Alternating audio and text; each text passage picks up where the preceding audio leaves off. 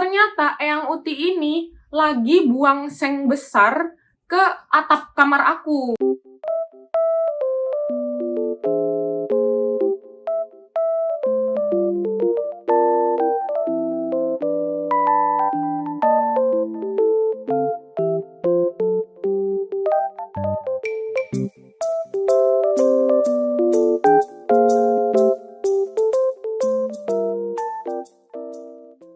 Hai, makasih udah mau mampir di YouTube channel aku. Jadi hari ini kita bakal gibah bersama Cimos. Sebelumnya sorry, soalnya di luar hujan, jadi mungkin agak noise dan suara hujannya masuk. Jadi tolong dimaklumin ya. Soalnya waktu aku prepare mau buat video belum hujan, habis makeup tiba-tiba hujan. Jadi hari ini aku mau gibah tentang tetangga aku. Jadi semoga apa yang aku sampaikan nanti itu bisa buat jadi pelajaran kita semua. Intro dulu sebelumnya, sebenarnya aku ini kurang percaya karma, tapi aku tuh takut karma. Jadi aku nggak percaya karma karena aku ngelihat banyak orang jahat tapi hidupnya tetap enak, dan orang baik hidupnya ya tetap susah, malah sering dapet sial. Jadi aku kurang ngerti konsep karma itu gimana. Tapi aku ini orang yang takut karma. Dalam arti kalau aku mau berbuat jahat dan lain-lain, aku merasa aku takut suatu hari aku dijahatin juga. Jadi aku takut karma. Tapi nggak percaya karma dalam arti misalnya aku baik ke orang, nanti orang juga baik ke aku, itu aku nggak percaya. Jadi kalau aku baik, aku berusaha ikhlas saja dan nggak berharap orang itu balikin kebaikan aku. Nah jadi itu intronya. Ini aku mau gibahin tetangga aku. Ini tetangga persis sebelah rumah aku, di sebelah kanan. Ini kejadiannya udah puluhan tahun lalu ya, soalnya aku masih SD saat itu. Dan tetangga aku ini udah tua banget juga. Sekarang mungkin umurnya udah 80 kali ya, pokoknya udah tua banget. Jadi tetangga aku ini, yang saat ini nenek-nenek, waktu aku SD juga udah jadi nenek sih. Jadi tetangga aku itu anak tiri. Jadi ada 5 bersaudara, lainnya 4-nya ini kandung, tapi tetanggaku doang ini anak tiri. Jadi umurnya agak beda jauh dari 4 ini. Intinya si orang tuanya itu sudah punya 4 anak. Anaknya sudah besar.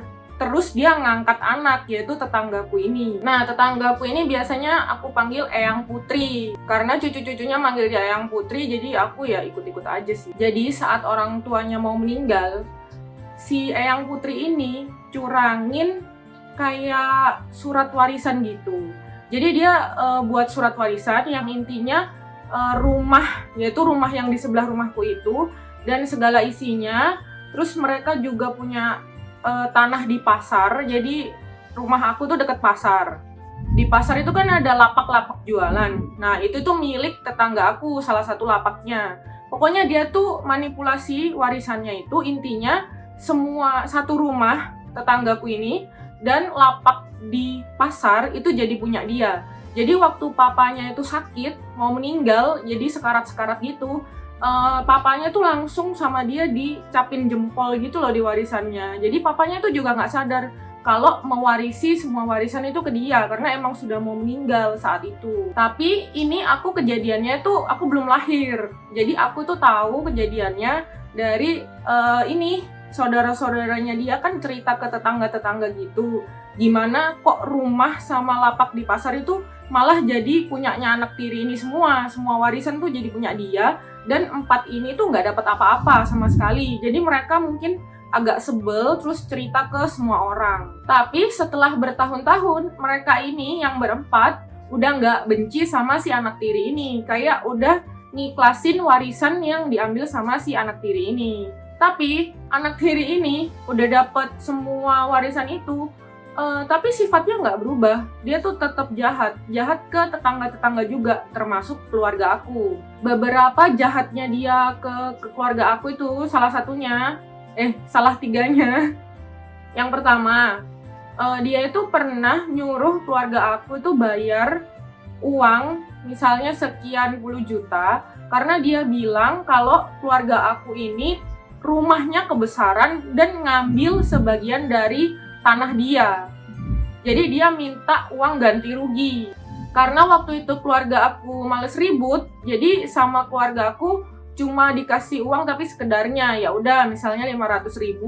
Atau waktu keluarga aku lagi kayak betulin selokan keluarga mereka juga dibantuin dibetulin. Pokoknya keluarga aku itu baik-baikin karena males ribut masalah tanah itu. Tapi makin lama dia tuh tetap minta duit terus ke keluarga aku. Misalnya hutang, terus dia nggak mau bayar, tapi bilangnya, ya kan keluarga kamu sudah ngambil tanah aku, wajar dong aku nggak bayar hutang. Sampai dia tuh pernah minta duit, mama aku itu mau dipukul sama kayu kayak nemu di pinggir jalan gitu loh. Mama aku tuh mau dipukul karena mama aku tuh nggak mau kasih duit ke keluarga mereka. Akhirnya papa aku itu udah emosi parah karena itu kejadiannya bertahun-tahun. Papa aku akhirnya ngelapor ke kelurahan atas tindakan Eyang Uti ini karena sudah mengganggu keharmonisan hidup di kampung itu kan. Nah, Pak Lurahnya itu bukan belain tapi lebih ke arah, ya udahlah bos, sudah tua, umur juga tinggal berapa tahun lagi, biarin aja, sabar aja. Tapi papaku nggak bisa karena keluarga aku itu digangguin terus. Sampai pernah ada kasus atap di rumah aku itu jebol parah. Kita pikir karena itu rumah aku kan udah rumah tua, kita pikir ya emang udah lapuk, udah rusak. Tapi anehnya itu atap utama rumahku itu malah nggak jebol, yang jebol itu atapku doang. Pokoknya aku tuh susah jelasin. Intinya, kalau atapku jebol, harusnya atap utamaku tuh jebol duluan. Intinya gitu. Tapi ini atap kamarku doang yang jebol. Waktu papa aku memanggil tukang buat benerin atap, itu tukangnya itu bilang atapnya itu aneh. Karena tukang aku itu nemu banyak batu, seng-seng besi itu di atap rumah aku yang akhirnya tuh membuat jebol. Akhirnya mamaku kan pergi ke tempatnya Eyang Uti ini. Karena Eyang Uti ini dia itu rumahnya 2 lantai, terus lantai 2-nya itu datar, bukan atap, yang bisa kamu pijak-pijak, yang bisa untuk jemur dan lain-lain, emang dibuat kayak gitu. Mama aku tuh mau numpang lantai 2-nya dia, biar mama aku tuh bisa lihat atap ke samping, lihat atap aku, sebenarnya rusaknya itu kenapa. Nah, waktu mama aku ke rumah dia, kebetulan banget ternyata Eyang Uti ini lagi buang seng besar ke atap kamar aku. Jadi dia tuh nyuruh menantunya bantuin dia angkat seng, dan waktu mamaku lihat kebetulan sengnya tuh lagi dilempar. Nah, jadi ternyata yang ngebuat atap rumah aku itu jebol yaitu Eyang Uti itu. Papa aku nggak terima karena itu bahaya banget. Untung jebolnya nggak nyakitin siapa-siapa. Kalau kebetulan aku di bawah atap itu, aku kan bisa meninggalkan kena seng, batu dan lain-lain itu. Makanya karena udah keterlaluan, papaku tuh mau bawa ini ke jalur hukum karena sudah nggak jelas. Akhirnya kelurahan pun mau bantu urus karena perbuatan Eyang Uti ini udah freak banget. Awalnya ini belum dibawa ke polisi. Eyang Uti ini dipanggil ke kelurahan buat ditanya-tanyain.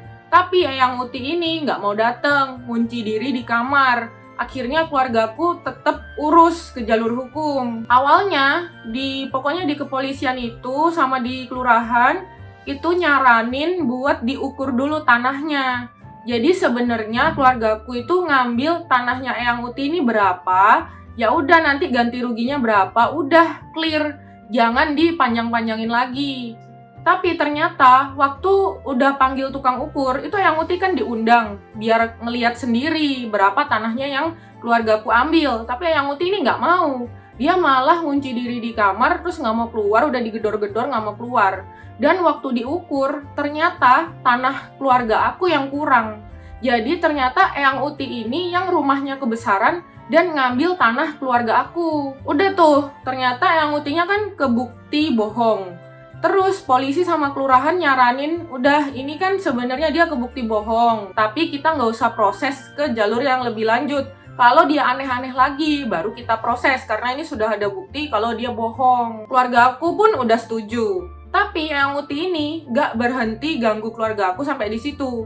Sebenarnya aku nggak tahu sih, Eyang Uti ini cari masalahnya ke keluarga aku doang atau ke keluarga-keluarga lain juga. Tapi emang parahnya itu ke keluarga aku yang sampai urusan polisi dan lain-lain. Sebenarnya dia tuh banyak kejahatan kecil-kecil, tapi keluarga aku kayak maklumin gitu karena kejahatannya juga nggak penting. Misalnya dia beli roti di pasar, roti selai strawberry.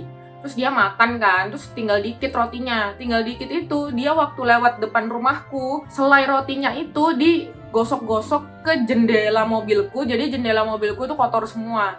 Dan itu sering, pokoknya dia tiap makan apa, dia tuh lempar makanannya ke mobil aku yang diparkir di depan rumah. Kalau kata orang-orang sih, dulu itu emang keluarga aku tuh paling mendingan di kampung itu. Karena di kampung itu misalnya jarang orang punya mobil, tapi keluarga aku punya. Atau ada yang punya mobil tapi emang masuk garasi gitu, jadi nggak bisa diapa-apain juga mobilnya. Jadi mobil keluarga aku itu yang emang kelihatan gitulah dan gampang dijahatin, diusilin sama Eyang Uti ini. Terus Eyang Uti ini pokoknya bertahun-tahun cari perkara terus sama keluarga aku. Itu sampai aku SMA kalau nggak salah. Misalnya lagi, keluarga aku tuh pernah bangun rumah jadi 2 lantai, karena lantai 2 mau dipakai buat gudang. Nah, terus saat kita bangun, itu kan kalau bangun lantai 2 itu kan ngecor dan lain-lain. Pokoknya Eyang Uti itu bilang kalau rumahnya itu geter, terus banyak runtuh karena pembangunan keluarga aku. Padahal ya enggak, itu rumah kan rumah warisan dari udah zaman dulu kala, ini udah warisan keberapa. Emang rumahnya itu udah tua. Kita nggak pembangunan aja, rumahnya dia tuh emang udah setengah runtuh. Udah tembok-temboknya itu udah mulai ngelupas, udah rontok gitu loh. Tapi dia salahin keluarga kita karena ngecor. Papaku juga kan males ribut. Terus papaku tuh nyuruh tukang buat merbaikin rumahnya Eyang Uti juga. Nggak diperbaikin aneh-aneh sih. Cuma temboknya dilapis semen terus dicat gitu doang. Sedangkan menurut tetangga-tetangga yang lain, Eyang Uti ini cari alasan karena dia nggak punya uang renovasi rumah. Jadi dia melakukan hal itu. Tapi keluarga aku udah nggak peduli dan nganggep itu amal. Pokoknya Eyang Uti ini jahat ke keluargaku bertahun-tahun. Nah, ini yang menurutku dia kena karma. Karena dia punya 2 anak dan dua-duanya itu nggak ada yang sukses. Dalam arti 2 anaknya itu nggak ada yang punya mobil, yang bisa beli rumah. Motornya itu juga butut. Malah parahnya, anaknya kan 2 cewek. Anak yang kedua itu malah ditinggalin suaminya sama cewek lain. Terus anak yang kedua ini akhirnya jual diri di diskotik. Tapi itu cuma beberapa tahun doang, sampai endingnya suaminya balik, terus dia juga nggak jual diri lagi. Cuma emang keluarga mereka itu hancur. Terus anak pertama ini keluarganya suami istri baik-baik aja, tapi anaknya itu narkoba dan jadi curanmor. Sampai motor keluargaku juga pernah mau dicuri. Jadi udah banyak isu-isu kalau anaknya ini curanmor. Udah banyak kehilangan gitu loh di desa itu. Dan diselidikin emang anaknya keluarga ini. Tapi nggak ada yang ngelaporin ke polisi. Karena kan kita di kampung. Kalau misalnya ketahuan nyolong tuh biasanya didiskusikan sama pihak keluarga, terus nanti dicicil atau apa. Soalnya di kampung itu kekeluargaannya itu lebih erat gitu loh. Jadi nggak asal langsung menjarain apa, biasanya kita ngomongin baik-baik dulu. Nah, yang aku bilang tadi, motor keluarga aku mau dicuri, aku kan udah nggak tinggal di rumah, aku udah stay di Jakarta. Nah, tahun lalu itu adik aku tuh telepon ketakutan karena si cucunya ini yang curanmor itu ke rumahku ngajak temen. Terus maksa minjem motor ke adik aku, kan tahu di rumahku nggak ada orang. Nah, adik aku tuh dipaksa pokoknya mau pinjem motor ke warnet. Adik aku tuh nggak mau pinjemin karena anak ini itu udah berkali-kali kena isu maling gitu kan. Adik aku nggak mau minjemin.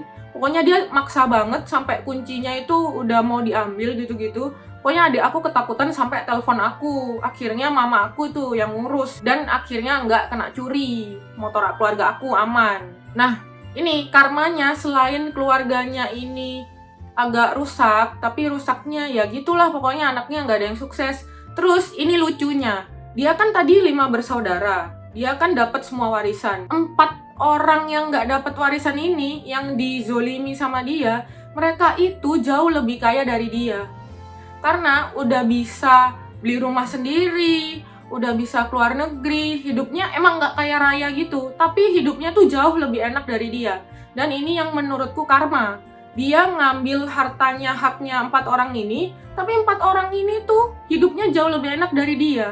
Bahkan waktu dia susah, 4 orang ini itu mau bantuin, kasih duit.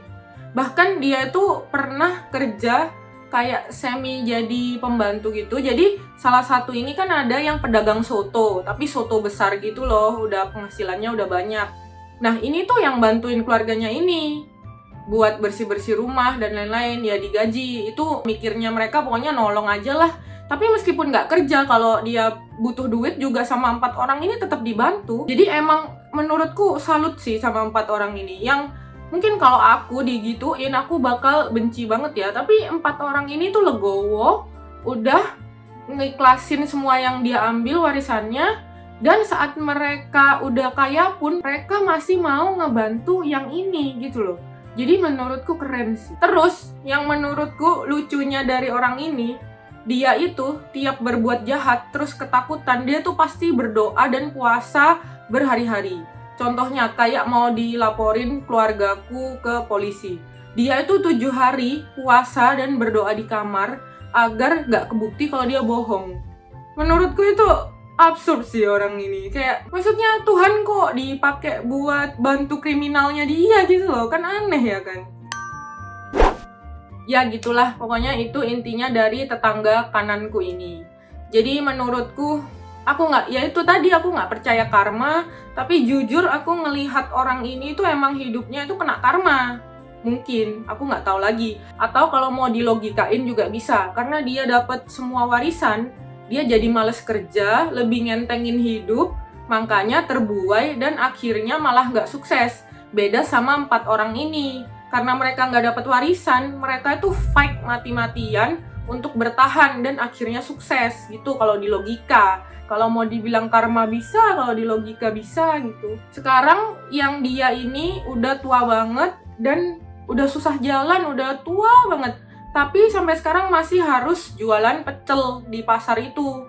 Tapi nggak di stand gitu, karena standnya itu dulu dia udah butuh duit dan dijual, yang stand nyolong hasil warisan itu.